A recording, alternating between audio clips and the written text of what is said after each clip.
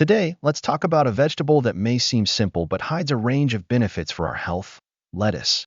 This green leaf that usually graces our salads is much more than a mere sidekick. First and foremost, lettuce is a light and refreshing source of hydration. Comprising about 95% water, it's a delicious way to keep the body hydrated, especially on hot days or after a sweaty workout. Additionally, lettuce is a friend to the eyes. Rich in vitamin A, it promotes ocular health and can help maintain sharp vision.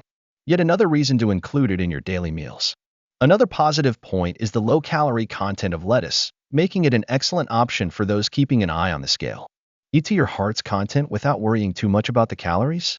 Lettuce is the answer. And let's not forget about fiber. Lettuce contains fibers that contribute to the health of the digestive system, keeping everything running smoothly and aiding in the feeling of satiety. In summary, lettuce is not just a component of the salad, but rather a health superstar. It hydrates, takes care of your eyes, is a diet-friendly companion, and gives a little boost to the smooth functioning of the digestive system. So, the next time you're putting together your salad, remember that each lettuce leaf is bringing a shower of benefits to your health. Bon appetit!